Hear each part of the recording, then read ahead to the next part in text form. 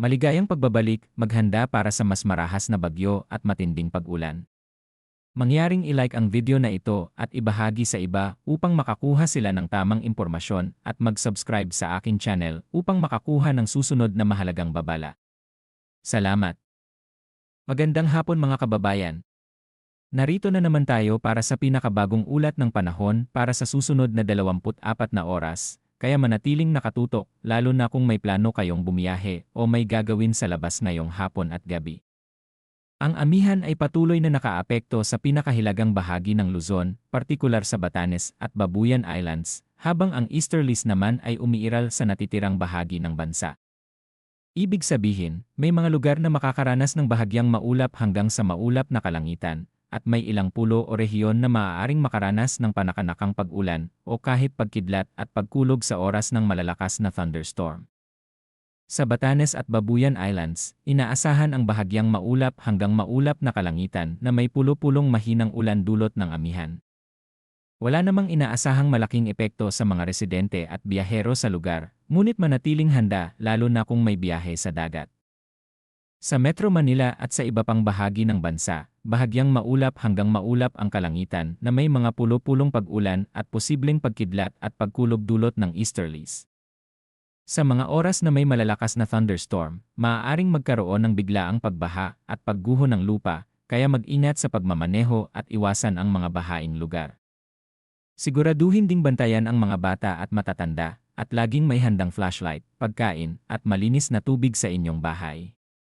Para sa hangin at karagatan, sa Northern at Central Luzon, inaasahan ang mahina hanggang katamtamang lakas ng hangin mula Hilagang Silangan hanggang Silangan. Sa mga baybayin, bahagya hanggang katamtamang alon ang mararanasan na umaabot sa 1.8 hanggang 2.5 metro.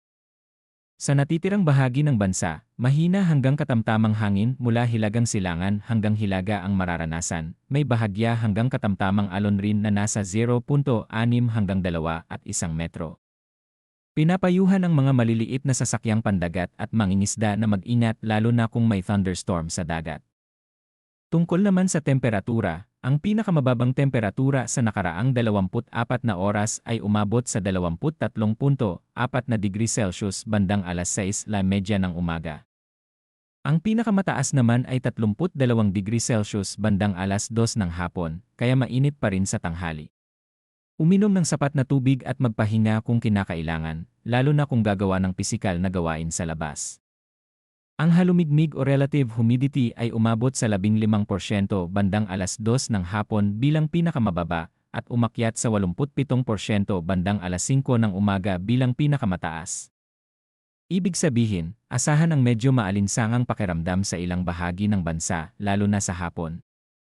Para sa araw at buwan sa Metro Manila, sisikat ang araw bukas ng alas 6:13 ng umaga at lulubog ngayong hapon ng alas 6:04 ng hapon. Sisikat ang buwan bukas ng alas 4:08 ng hapon at lulubog ng alas 4:25 ng madaling araw na may 76% liwanag. Mga kababayan, paalala, kapag nakarinig ng kulog o nakakita ng kidlat, agad na pumasok sa ligtas na lugar. Iwasan ang bahaing kalsada at huwag subukang tumawid sa rumaragasang tubig. Siguraduhin laging may nakahandang flashlight, tubig, at pagkain sa bahay, at bantayan ang mga bata at matatanda sa oras ng malalakas na ulan o thunderstorm. Yan ang pinakahuling ulat ng panahon para sa buong bansa.